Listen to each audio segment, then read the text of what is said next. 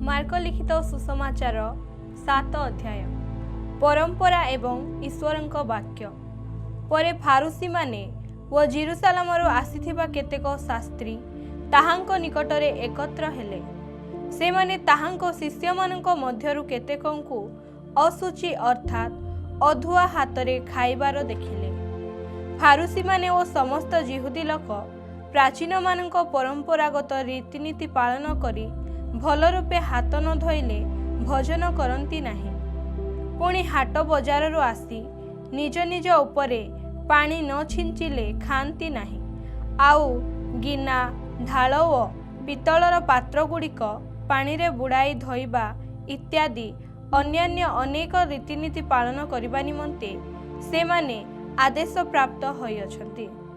एणु फारुसी माने व शास्त्री माने ताहांको पचारिले, आपणकर शिष्य माने प्राचीन मानकर परंपरागत रीतिनीति अनुसारे काहींकि आचरण न करी असुचि हस्तरे भोजन करती। जीसु से मानंकु कहिले, रे कपटी माने जिसाय तुम्भ मानक विषय यथार्थ रूपे भाववाणी कही अछंती। जेपरि लेखा अछि, एही जाति मुखरे आंभकु समादर करती। किंतु जीसु से मानंकु कहिले, रे कपटी माने जिसाय तुम्भ मानक विषय यथार्थ रूपे भाववाणी कही अछंती। जेपरि लेखा अछि, एही जाति मुखरे आंभकु समादर करती, किंतु सेमानक हृदय आंभठारु दूररे थाए। से माने मनुष्य मानक विधि गुड़िकु धर्मर उपदेश बाणी बोली शिक्षा दे वृथारे आंभर आराधना करती। तुम्हे माने ईश्वरंक आज्ञा परित्याग करी मनुष्य मानक परंपरागत रीतिनीति धरी बसिअछ। पुणी जीसु सेमानंकु कहिले, तुम्हे माने आपणा आपणा परंपरागत रीतिनीति पालन करिबा निमंते ईश्वरंक आज्ञा बेस अग्राह्य करूअछ। कारण मसा कहिअछंती, आपणा पितामातांकु समादर कर। आउ जे केही पिता कि माता को अभिशाप दिए से निश्चय प्राणदंड भोग करिबो। किंतु तुम्हे माने कुह, केही जेबे पिता कि माता को कहे, मोठारु जहा द्वारा तुम्भर उपकार होइथांता ताहा करबान अर्थात मानत होइअछि, तेबे तुम्हे माने ताहाकु ताहार पिता कि मातार किछि उपकार करिबाकु आउ देउ न थाओ। एही रूपे तुम्हे माने स्वप्रचलित परंपरागत रीतिनीति जगु ईश्वरंक वाक्य व्यर्थ करूअछ व सेही प्रकार अनेक कर्म करूअछ जहा मनुष्य को असुचि करुथाए। जीसु पुनर्बार लोक समूह को निकट को डाकी सेमानंकु कहिले, तुम्हे माने समस्ते मो कथा शुण ओ बुझ। मनुष्यर बाहरे एपरि कौनसी विषय नाही जहा कि ताहार भितरे प्रवेश करी ताहाको असुचि करि पारे। किंतु जहा जहा मनुष्य ठारू बाहरे सेही सबु ताहाको असुचि करे। जदि काहार शुणिबाकु कान अछि से शुणु। आउ से लोक समूह ठारू गृह मध्य को आसिला उतारे ताहांको शिष्य माने ताहांको दृष्टान्तटीर भाव पचारिबाकु लागिले। सेथिरे जीसु सेमानंकु कहिले, तुम्हे माने मध्य कोन सेही परि अबध जहा किछि बाहर मनुष्य भितरे प्रवेश करे ताहा ताहाको असुचि करि पारे नाही। कारण ताहा ताहार हृदय रे प्रवेश करे नाही, मात्र उदर रे प्रवेश करी बाह्य स्थान रे बहिर्गत हुए वो एही प्रकारे समस्त खाद्य परिष्कृत होइथाए। एहा कोन बुझु नाह। आउ से कहिले, जहा मनुष्य ठारू बाहरे ताहे ही ताहाकु असुचि करे। कारण भितरु मनुष्यर हृदयरु कुचिंता बाहरे, बेश्यागमन, चौर्य, नरहत्या, व्यभिचार, लोभ, दुष्टता, शठता, कामुकता, ईर्षादृष्टि, निंदा, अहंकार, मूर्खता, एही समस्त मंद विषय भितरु बाहरी मनुष्य को असुचि करे। सुरफनिकिया स्त्रीर विश्वास। एथि उतारे से सेठारो उठी सर सीमा को गले। आउ गोटे गृहरे प्रवेश करी केही जेपरि ताहा न जाने एहा इच्छा करुथिले, मात्र से गुप्त होई रही पारिले नाही। सेही क्षणी जणे स्त्री जार झियोटी की असुचि आत्मा लागिथिला, से ताहांको विषय शुणी ताहांको चरण तले आसी पड़िला। से सौरफेनिकिया जातिर जणे ग्रीक स्त्री लोक थिला। ତାହାର ଝିଅଠାରୁ ଭୂତ ଛଡ଼ାଇବା ନିମନ୍ତେ ସେ ତାହାଙ୍କୁ ଅନୁରୋଧ କରିବାକୁ ଲାଗିଲା।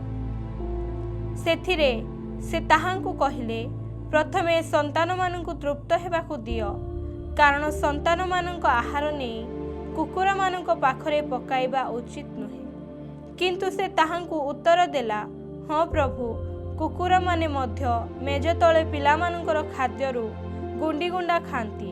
ସେଥିରେ ଯୀଶୁ ତାହାଙ୍କୁ କହିଲେ, ଏହି କଥା ନିମନ୍ତେ ଯାଅ, ତୁମ୍ଭ ଝିଅଠାରୁ ଭୂତ ବାହାରି ଗଲାଣି। ପୁଣି ସେ ଘରକୁ ଯାଇ ପିଲାଟି ସେଜରେ ଶୋଇଥିବା ଓ ଭୂତ ବାହାରି ଯାଇଥିବା ଦେଖିଲା। ମୂକବଧିରର ସୁସ୍ଥତା। ପୁନର୍ବାର ସେ ସର ସୀମାରୁ ପ୍ରସ୍ଥାନ କରି ସିଦୋନ ଓ ଦେକାପୋଲି ସୀମା ମଧ୍ୟ ଦେଇ ଗାଲିଲି ପୁନର୍ବାର ସେ ସର ସୀମାରୁ ପ୍ରସ୍ଥାନ କରି ସିଦୋନ ଓ ଦେକାପୋଲି ସୀମା ମଧ୍ୟ ଦେଇ ଗାଲିଲି ସମୁଦ୍ର ନିକଟକୁ ଆସିଲେ। ଆଉ ଲୋକେ ଜଣେ କାଲ ଓ ଖନାକୁ ତାହାଙ୍କ ନିକଟକୁ ଆଣି ତାହା ଉପରେ ହାତ ଥୋଇବା ନିମନ୍ତେ ତାହାଙ୍କୁ ବିନତି କଲେ। ଯୀଶୁ ତାହାକୁ ଲୋକସମୂହ ମଧ୍ୟରୁ ଅନ୍ତର କରି ଏକାକୀ ଘେନି ଯାଇ ତାହାର ଦୁଇ କାନରେ ଆପଣା ଅଙ୍ଗୁଳି ଦେଲେ ଓ ଛେପ ପକାଇ ତାହାର ଜିଭକୁ ଛୁଇଁଲେ। ଆଉ ସ୍ୱର୍ଗ ଆଡ଼େ ଊର୍ଦ୍ଧ୍ୱଦୃଷ୍ଟି କରି ଦୀର୍ଘ ନିଶ୍ୱାସ ପକାଇ ତାହାଙ୍କୁ କହିଲେ, ଇପଥ ଅର୍ଥାତ୍ ଫିଟିଯା। ସେଥିରେ ତାହାର କର୍ଣ୍ଣ ଉନ୍ମୁକ୍ତ ହେଲା ଓ ଜିହ୍ବାର ବନ୍ଧନ ସେହି କ୍ଷଣି ଫିଟିଗଲା। ଆଉ ସେ ସ୍ପଷ୍ଟ ରୂପେ କଥା କହିବାକୁ ଲାଗିଲା। ପୁଣି ଏ ବିଷୟ କାହାରିକି ନ କହିବା ନିମନ୍ତେ ସେ ସେମାନଙ୍କୁ ଦୃଢ଼ ଆଜ୍ଞା ଦେଲେ। ମାତ୍ର ସେ ସେମାନଙ୍କୁ ଯେତେ ନିଷେଧ କଲେ, ସେମାନେ ସେତେ ଆହୁରି ଅଧିକ ତାହା ଘୋଷଣା କଲେ। ଆଉ ଲୋକମାନେ ଅତ୍ୟନ୍ତ ଆଶ୍ଚର୍ଯ୍ୟାନ୍ୱିତ ହୋଇ କହିଲେ, ସେ ସମସ୍ତ କର୍ମ ଉତ୍ତମ ରୂପେ କରିଅଛନ୍ତି। ସେ ବଧିରମାନଙ୍କୁ ଶୁଣିବା ଶକ୍ତି ଓ ମୂକମାନଙ୍କୁ କହିବା ଶକ୍ତି ସୁଦ୍ଧା ପ୍ରଦାନ କରନ୍ତି। ମାର୍କଙ୍କ ଲିଖିତ ସୁସମାଚାର ଅଧ୍ୟାୟ 8। 4000 ଲୋକଙ୍କୁ ଭୋଜନ କରାଇବା। ସେହି ସମୟରେ ବହୁ ସଂଖ୍ୟକ ଲୋକ ପୁନର୍ବାର ଏକତ୍ର ହେଲେ। ଆଉ ସେମାନଙ୍କ ପାଖରେ ଖାଦ୍ୟଦ୍ରବ୍ୟ କିଛି ନଥିବାରୁ ଯୀଶୁ ସେମାନଙ୍କୁ ନିକଟକୁ ଡାକି ସେମାନଙ୍କୁ କହିଲେ, ଲୋକସମୂହ ପ୍ରତି ମୋହର ଦୟା ହେଉଅଛି, କାରଣ ଏମାନେ 3 ଦିନ ହେଲାଣି ମୋ ସାଙ୍ଗରେ ରହିଅଛନ୍ତି ଓ ଏମାନଙ୍କ ପାଖରେ କିଛି ଖାଇବାକୁ ନାହିଁ। ଯଦି ମୁଁ ସେମାନଙ୍କୁ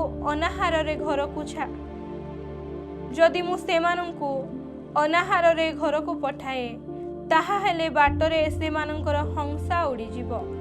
ସେମାନଙ୍କ ମଧ୍ୟରୁ କେତେକ ଦୂରରୁ ଆସିଅଛନ୍ତି। ଶିଷ୍ୟମାନେ ତାହାଙ୍କୁ ଉତ୍ତର ଦେଲେ, ଏଠାରେ ଏହି ନିର୍ଜନ ସ୍ଥାନରେ କିଏ କେଉଁଠାରୁ ରୋଟି ଆଣି ଏମାନଙ୍କୁ ତୃପ୍ତ କରିପାରିବ? ଯୀଶୁ ସେମାନଙ୍କୁ ପଚାରିଲେ, ତୁମ୍ଭମାନଙ୍କ ପାଖରେ କେତୋଟି ରୋଟି ଅଛି? ସେମାନେ କହିଲେ, 7ଟି।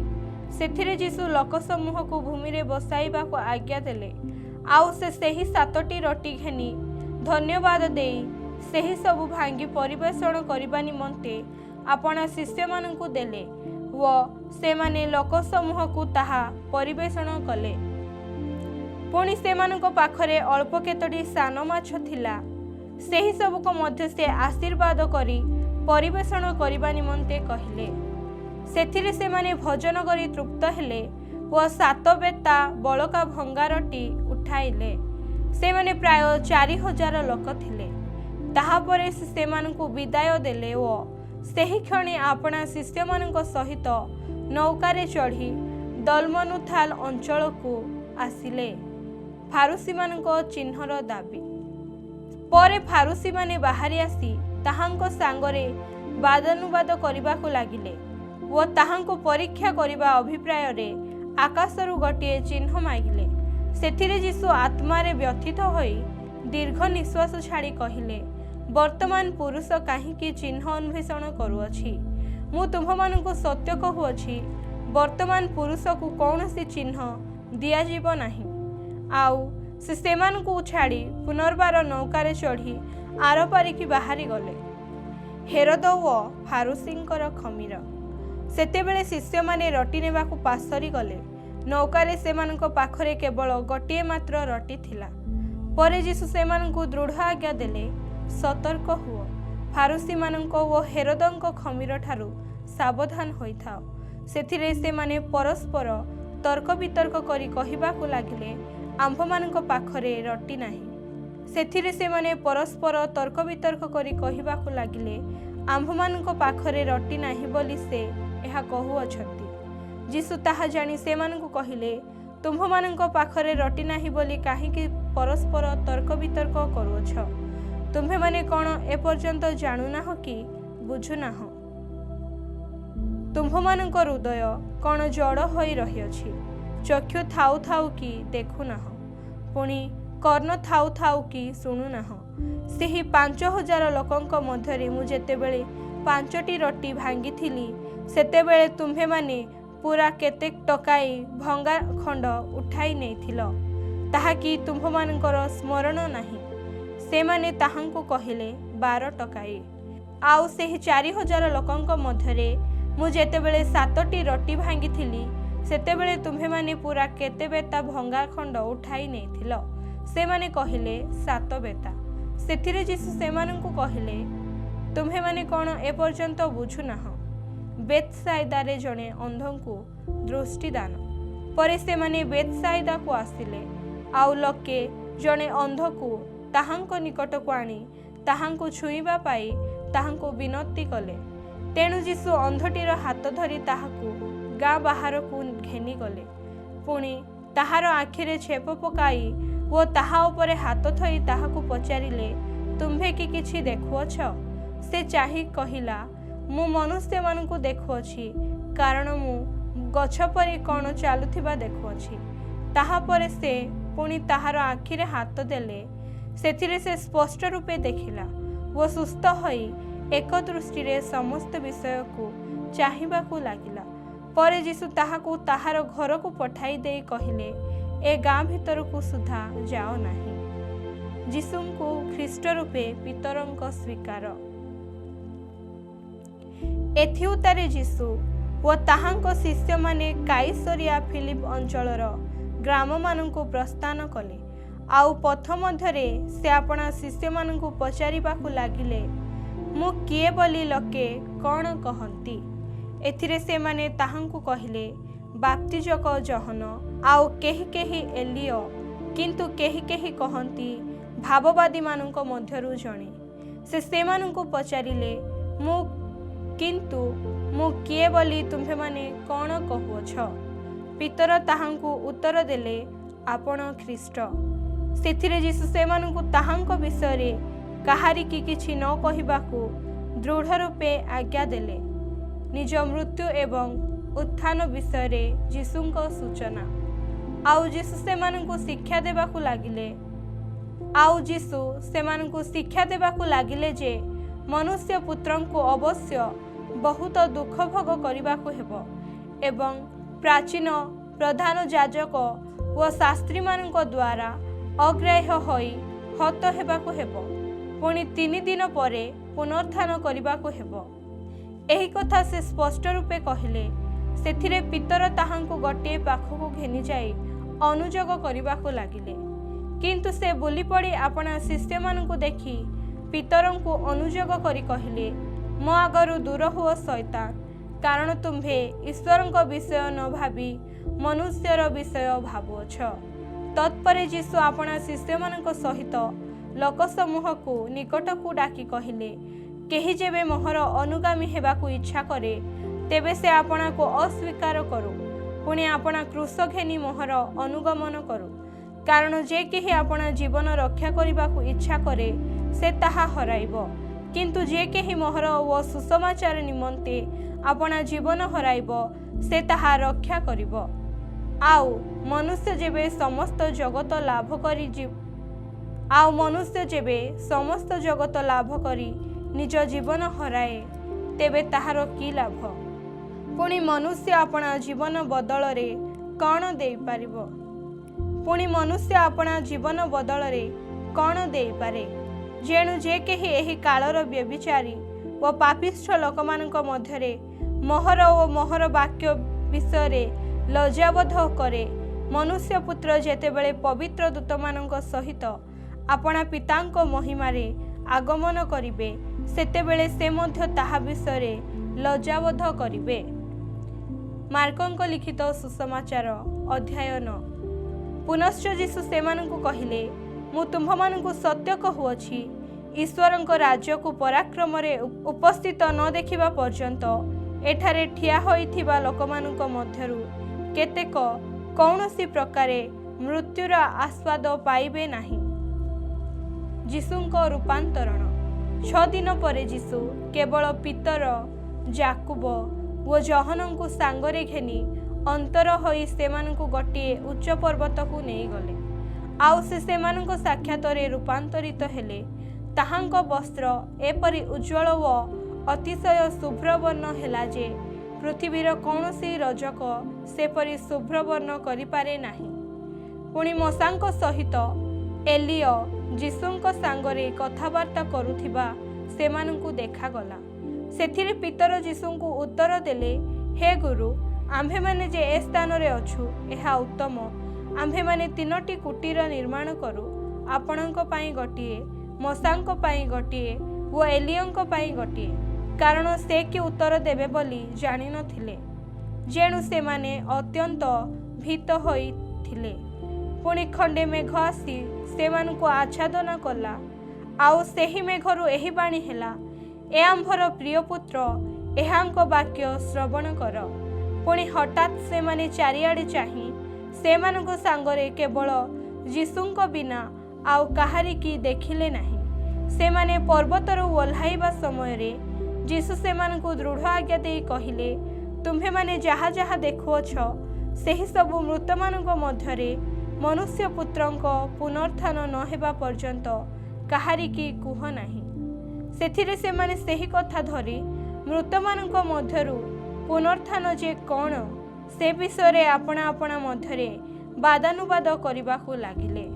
आउ से माने ताहांकु पचारिले, प्रथमरे अवश्य एलियंक आगमन हेबो, शास्त्री माने एही कथा किपरि कहंती। सेथिरे यीशु सेमानंकु कहिले, एलिय प्रथमे आसी समस्त विषय पुनस्थापना करिबा कथा सत, मात्र मनुष्य पुत्र बहु दुख भोग करी तुच्छीकृत हेबे, एहा किपरि ताहांक विषय रे लेखा अछि। किंतु मु तुम्भमानंकु कहुअछि, एलिय आसी सारिलेनी, आउ ताहांक विषय रे जेपरि लेखा अछि तदनुसारे मध्य से माने ताहांक प्रति जहा इच्छा ताहा करिअछंती। भूतग्रस्त बालकर सुस्थता परे से माने शिष्य मानक निकटक आसी देखिले, सेमानक चतुर्दिगरे बहु संख्यक लोक आउ शास्त्री माने सेमानक सहित वादानुवाद करुअछंती। लोक समूह ताहांकु देखिबा मात्रे अतिशय विस्मयान्वित हेले ओ दौड़ी आसी ताहांकु नमस्कार करिबाकु लागिले। सेथिरे यीशु सेमानकु पचारिले, तुम्भे माने सेमानक सहित कौन वादानुवाद करुअछ? लोक समूह मध्यरु जणे ताहांकु उत्तर देला, हे गुरु, मु मोर पुओ को आपणक निकटको आनिथिली, ताहाकु गोटिए घुंघाभूत लागिअछि। जे कौनसी स्थान रे से ताहाकु धरे ताहाकु तळे पकाई दिए, ताहार मुहरु फेण बाहारे ओ से दांत रगड़े, आउ से सुखी जाउअछि। ताहाकु छड़ाइबा निमंते मु आपणक शिष्य मानकु कहिथिली, किंतु सेमाने पारिले नाही। यीशु सेमानकु उत्तर देले, आरे अविश्वासी वंश, केते काल मु तुम्भमानक सांगरे रहिबी, केते काल तुम्भमानक व्यवहार सहिबी, ताहाकु मो पाखकु आण। सेथिरे सेमाने ताहांकु ताहांक छामुक आनिले। पुणी ताहांकु देखिबा मात्रे सेही भूत ताहाकु भयंकर भावे मड़ी पकाइला ओ से भूईरे पड़ी मुहरु फेण बाहर करी गड़ीबाकू लागिला। सेतेबेले यीशु ताहार पिता को पचारिले, केते दिन हेला एहाकु एपरि होइअछि? से कहिला, पिला कालरू। से ताहाकु मारी पकाइबा पाई थरकु थर निया ओ पानी रे पकाई अछि, किंतु आपण जदि किछि करि पारंती ताहेले आम्भमानक प्रति दया करी आम्भमानकर उपकार करंतु। सेथिरे यीशु ताहांकु कहिले, कौन कहिल? जदि करि पारंती, विश्वासी पक्षरे समस्त ही संभव। सेही क्षणी पिलाटीर पिता उच्च स्वर रे कहिला, मु विश्वास करुअछि, मोहर अविश्वासर प्रतिकार करंतु। परे लोक समूह एकत्र दौड़ी आसुछंती देखि यीशु सेही असुची आत्मा को धमक देई कहिले, रे मूक ओ बधिर आत्मा मु तते आज्ञा देउछि एहाठारु बाहरी जा पुणी आउ केबे हे एहाठारे पशिबु नाही। सेथिरे से चित्कार करी ताहांकु अत्यंत मड़ी पकाई बाहरी गला आउ पिलाटी मला परी होइगला। एपरिकी अधिकांश कहिले से मरीगला किंतु जीशु ताहार हाथ धरी ताहाकु उठाइले आउ से ठिया हेला। पुणी से गृह को आसंते ताहांको शिष्य माने ताहांकु गोपन रे पचारिबाकु लागिले आम्भे माने काहेकि ताहाकु छड़ाई पारिलु नाही। जीशु सेमानकु कहिले प्रार्थना बिना आउ काहिरे ए प्रकार भूत छड़ा जाई पारे नाही। निज मृत्यु विषय रे जीशुंको पुनः सूचना सेमाने सेही स्थानरु प्रस्थान करी गालिलीर मध्य देई यात्रा कले आउ केही ताहा जानंतु बोली ताहांकर इच्छा नथिला कारण जीशु आपण शिष्य मानकु एही कथा कही शिक्षा देउथिले मनुष्य पुत्र मनुष्य मानक हस्तरे समर्पित हेउछंती पुणी से माने ताहांकु बोध करिवे आउ से हत हेला उतारे 3 दिन परे पुनरुत्थान करिवे। किंतु से माने सेही कथा बुझिले नाही ओ ताहांकु पचारिबाकु भय करुथिले।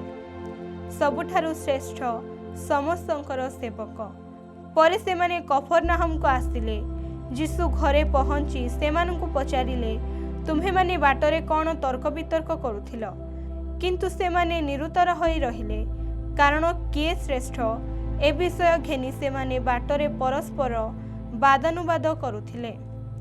सेथिरे जीशु उपवेशन करी द्वादशंकु आह्वान कले ओ सेमानंकु कहिले जदि केही प्रधान हेबाकु इच्छा करे ताहा हेले से समस्तंक ठारु सान ओ समस्तंकर सेवक हेउ।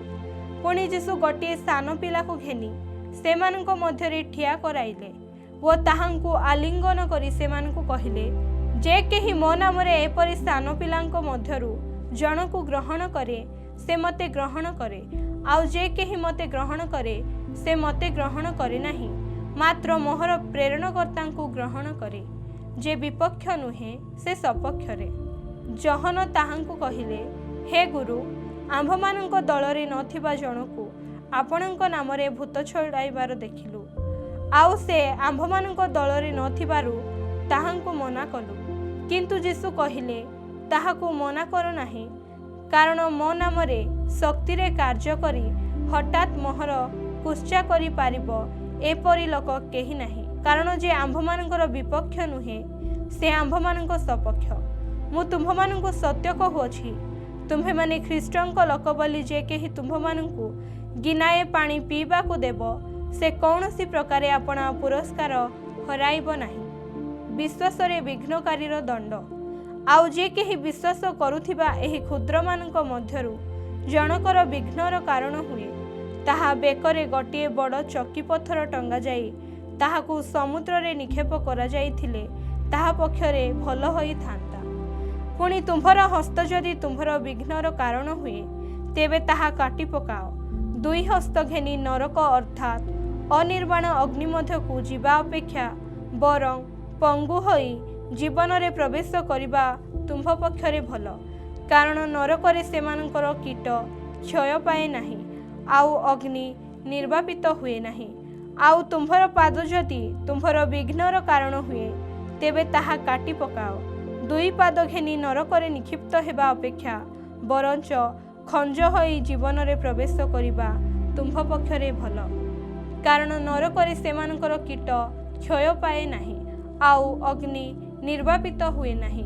पुणी तुम्भर चक्षु जदि तुम्भर विघ्नर कारण हुए तेबे ताहा उपाड़ी पकाओ।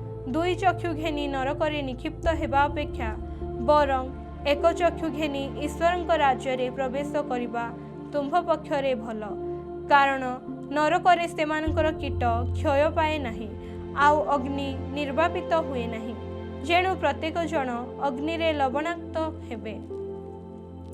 लवण उत्तम किंतु लवण जदि लवणत्वहीन हुए ताहा हेले ताहाकु काहिरे स्वादयुक्त करिवो।